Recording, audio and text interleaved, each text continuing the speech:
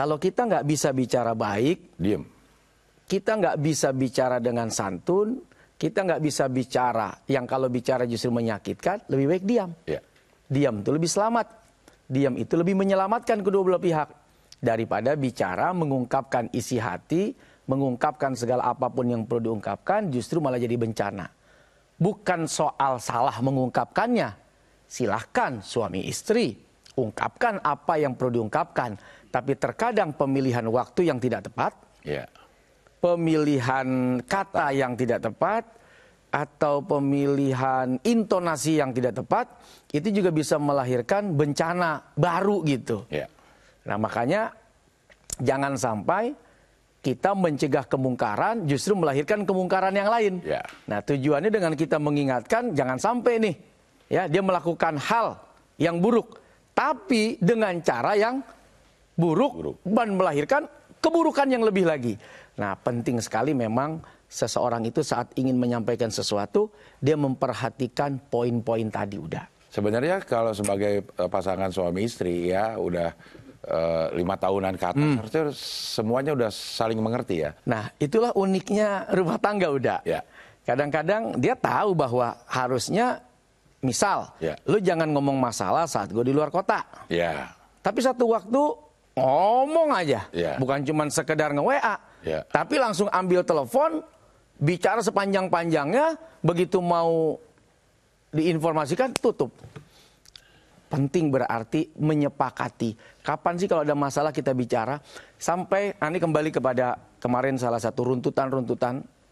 Saya dapat nasihat dari Ki Abdul Malik. Beliau bilang, pertama, tempat yang paling enak buat ngobrol itu saat di meja makan. Oke.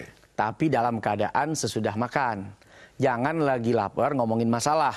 Pasti 2 kali masalahnya udah. Orang lapar, diajak ngomong.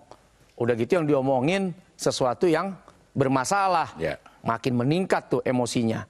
Di meja makan, setelah makan. Di atasnya. Masa di atas meja makan? Maksudnya di meja makan itu, ini bagaimana sih? Di kursinya ya. Iya. Oke, di kursinya. Lu masih di kursinya dong. Ya. Masa di meja makan, kalau di atas. Iya. Emang kita Aladin. Iya, iya. Yang kedua, kata beliau, sebelum, ya, maaf nih, Ya. laki punya hajat sama bini. Ya. Sebelum hajatnya ditunaikan, ngomong dah. Ya. Nah, itu diantara keadaan-keadaan yang bisa dipilih. Ya kan, saat selesai makan dan sebelum hajat ditunaikan.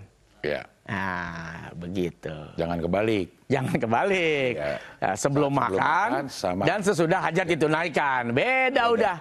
Beda. Habis hajat ditunaikan ya udah, siapa yang bangun dari tempat tidur udah males? Iya. Ya. Ngerokok dulu.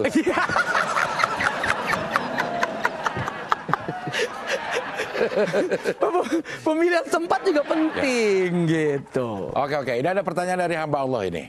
Assalamualaikum Ustaz. Saya dan suami berbeda latar belakang. Saya berasal dan besar di Sumatera, sedangkan suami besar dan lahir di Solo. Suara saya memang tinggi ya. Kayaknya nih.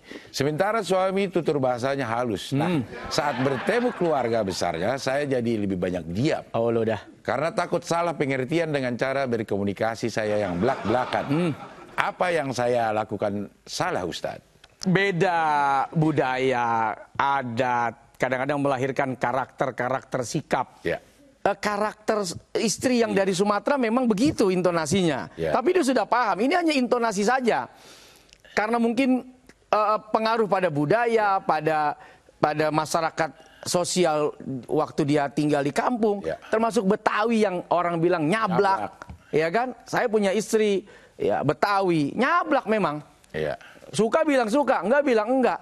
Ya saya terima pada akhirnya, walaupun waduh ini model bini begini ini ngerti aturan apa kagak sih? Iya. Tapi ternyata oh memang karakter. Ya harus paham udah emang karakter dia begitu. Iya. Ya kita anggap bahwa karakter itu bukan bagian dari kemarahan, Iya. bukan bagian dari kebencian. Emang modelnya begitu ngomongnya.